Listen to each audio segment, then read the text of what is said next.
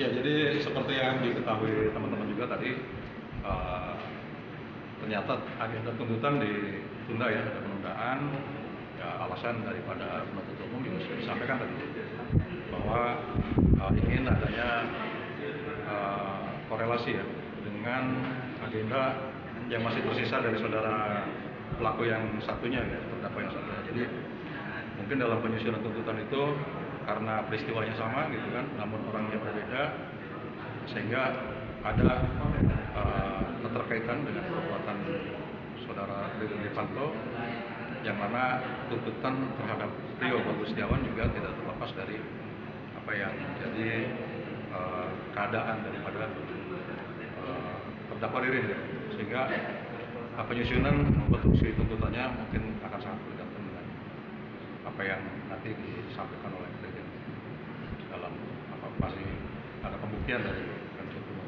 Berarti dari kuasa hukum menerima dengan sikap dari JPO tadi?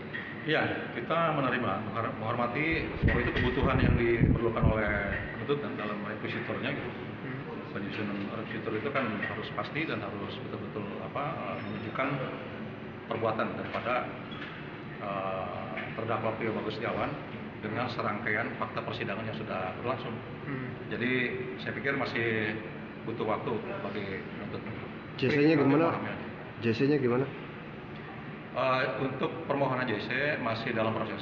Tadi juga sudah saya sampaikan terkait dengan rencana LPSK untuk melakukan verifikasi faktual, di mana permohonan kami secara formil sudah diterima oleh LPSK.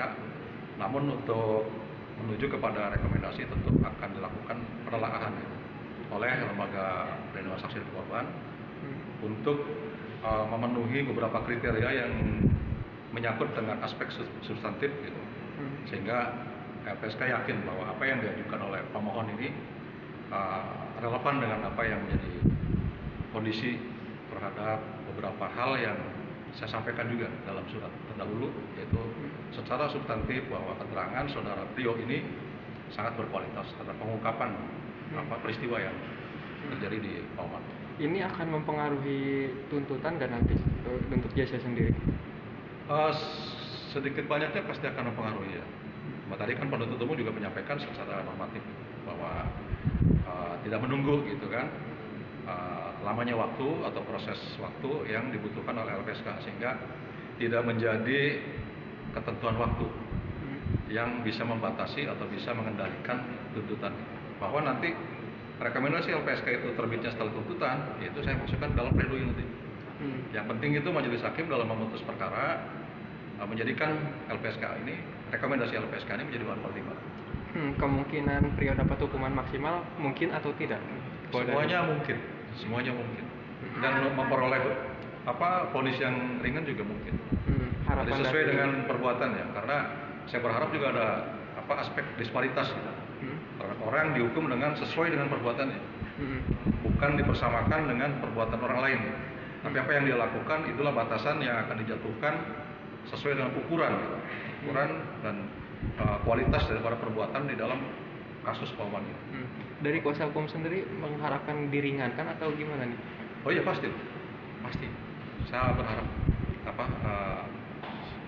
ada bijaksanaan untuk meringankan sesuai dengan perbuatannya. Kenapa pengen ada diringankan? Ya, karena memang sesuai fakta persidangan dan sesuai dengan rangkaian yang terbukti di dalam persidangan bahwa Rio berbeda perbuatannya dengan pelaku yang lain. Maka itulah yang menjadi titik tekan saya bahwa harus ada keringanan di antara pelaku yang lain. Kan pelakunya cuma dua. Yang satu Rio bersaksi untuk perbuatan dirinya dan perbuatan saudara Ririn, gitu kan. Dan sebaliknya Ririn juga bersaksi perbuatannya dan perbuatan Rio. Tapi yang terbukti sejauh ini kan perbuatan keterangan saudara Rio yang mengakui dirinya melakukan dan menjelaskan kepada perbuatan Ririn juga terverifikasi. Sebaliknya pelaku yang lain oleh Ririn kan belum ada yang terbukti.